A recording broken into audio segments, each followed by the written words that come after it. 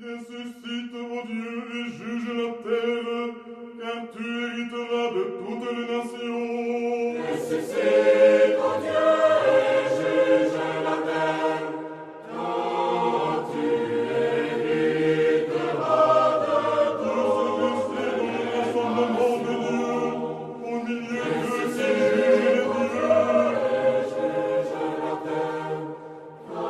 Jusqu'à quand jugerez-vous injustement, réclamez pour le parti des pécheurs?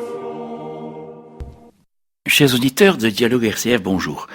Au micro, le Père Jean Guet, orthodoxe du Patriarcat œcuménique de Constantinople et recteur de la paroisse Saint-Hermogène à Marseille. Chers auditeurs, je propose aujourd'hui une 4e séquence sur le thème de la prière. Je me permets simplement de rappeler à ce propos qu'il vous est possible, en recherchant sur le site de RCF et de Dialogue RCF, de retrouver les émissions précédentes. Terminé la dernière fois sur le fait que nous étions appelés à prier pour tous les hommes. C'était une citation de l'apôtre Paul. Je la reprends alors en la complétant aussi par une autre de l'épître à Pierre qui nous suggère d'abord de nous confesser les uns aux autres, je dis bien, on avait vu ça sur le thème de la confession, et de prier les uns pour les autres afin que nous contribuions finalement à notre salut mutuel. Et donc, être chrétien, c'est prier. Être chrétien, c'est se reconnaître et se souvenir toujours qu'on est entre frères, que nous sommes des frères et sœurs. Pourquoi nous disons frères et sœurs? Parce que devant le Christ, devant le Seigneur, nous sommes tous à égalité, une stricte égalité de dignité, mais aussi de stricte égalité de conditions dramatiques, de rupture avec notre Dieu. Et donc, le Christ est venu dans le monde pour nous aider à nous réconcilier avec lui, et la réconciliation avec lui doit nous conduire à la réconciliation entre nous tous. Oh, que c'est difficile. On évoquait précédemment la difficulté de la prière, parce que nous sommes tous des petits égos, tous des petites personnalités auto-déifiées, auto-satisfaites, auto-déterminées, et qu'il n'y a pas d'exception. Et la seule chose, c'est d'accepter, de reconnaître que nous sommes ainsi, et par conséquent d'accepter l'idée qu'il faille faire un effort au-dessus pour dépasser cela.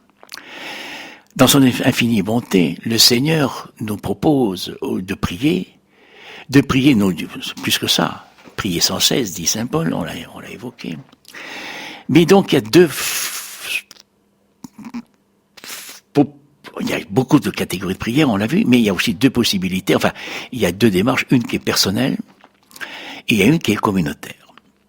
Jusqu'à présent, on a surtout évoqué, au fond, la prière dans une perspective, individuelle, une perspective personnelle. Et en effet, le Christ dit lui-même, si tu veux prier, tu t'enfermes dans ta chambre, et là, dans le secret, le Père t'entend. C'est pas négligeable de bien voir que le Seigneur suggère lui-même que l'on s'enferme, c'est-à-dire que l'on se coupe de tout le brouhaha qui nous entoure. Et là, dans le silence et dans le secret, le Père nous entend. Ceci n'exclut pas, compte tenu de notre vie, de notre mode de vie, je parle évidemment pour notre civilisation, ceci n'exclut pas que l'on puisse prier à tout instant et en tout lieu. Je me rappelle de mon père spirituel il y a de longues années, qui me disait, écoute, combien de temps tu passes dans les bouchons en voiture? Eh bien, ces moments de bouchons dans la voiture, généralement, on pense. En d'autres termes, on médite à quoi? À notre petite chose, mais on peut aussi très bien prier. C'est pas évident. Mais c'est pourtant une possibilité. Et ça peut modifier considérablement, notre état d'âme et notre état en général, à ce moment-là, peut-être même par rapport à la relation au bouchon. Mais cela dit, nous allons évoquer aujourd'hui, et en point culminant, d'évoquer la prière communautaire. De quoi il s'agit? Il s'agit de la prière liturgique. La prière liturgique, c'est-à-dire la célébration eucharistique. En réalité, le mot liturgique, qui veut dire action commune, qui est en définitive prière commune, s'adresse à toute prière commune, quel qu'elle soit son contenu. les vêpres, les matines, les heures, enfin pour ceux qui pratiquent, qui connaissent, ou même tout simplement quand on retrouve aujourd'hui des réunions œcuméniques, n'est-ce pas, et on prie tous ensemble, ou dans des grands rassemblements tout à fait particuliers comme celui de Thésée pour ceux qui connaissent, ou en d'autres rencontres encore l'été, il y a plein de retraites où nous prions ensemble. Bien.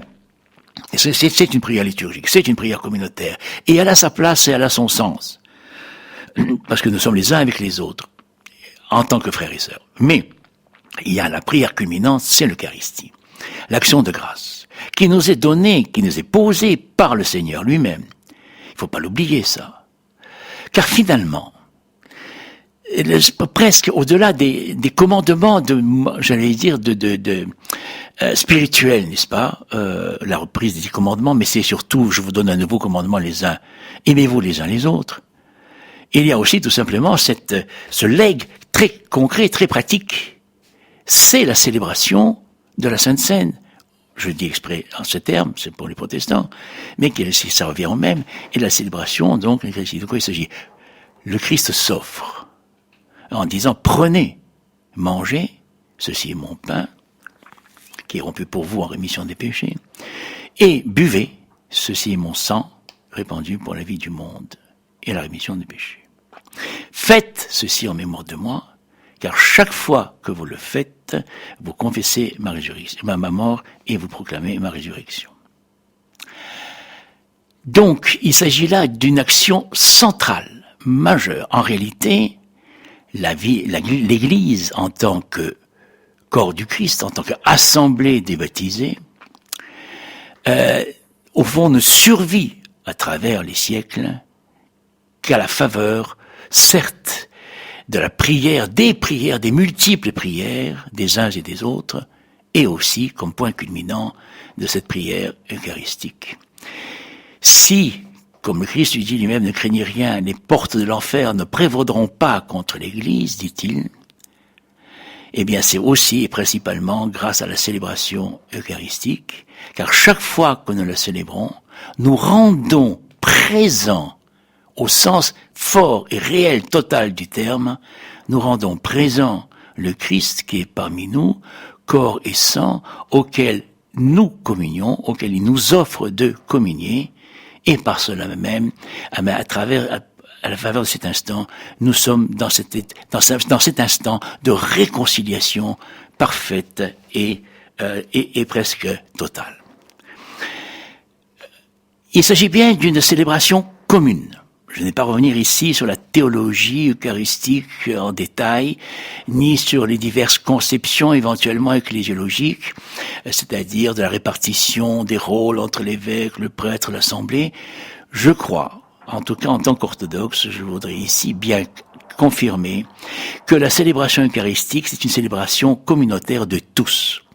Et que celui qui est devant, en grec on dit le proestos, le prêtre, récapitule l'offrande de toute l'assemblée, il récapitule l'offrande de toute l'assemblée, qu'il élève, et qu'il élève pour l'offrir ce qui est à toi, le tenant de toi, nous te l'offrons en tout et pour tout.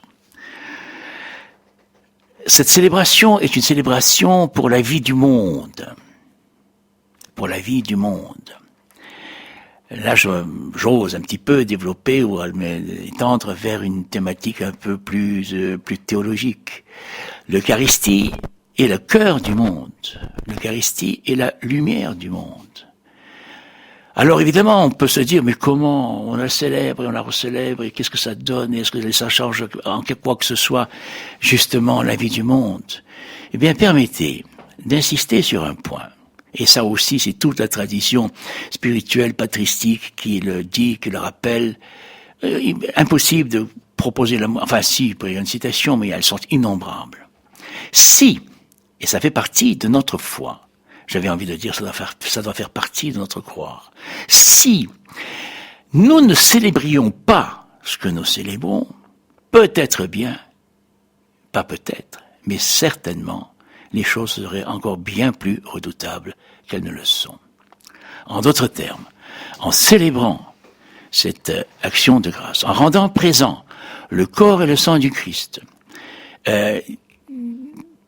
concrètement, je veux pas dire matériellement parce que ça peut prêter à confusion, mais en le rendant totalement présent dans ce monde, eh bien, nous contribuons à être nous-mêmes la lumière. Soyez, vous êtes la lumière du monde.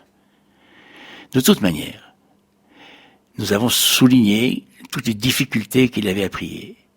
De toute manière, à travers ces difficultés, nous comprenons que nous sommes, je reprends ici Saint Jean, à l'évangéliste Jean. Il ne faut pas oublier, on l'accepte ou on ne l'accepte pas.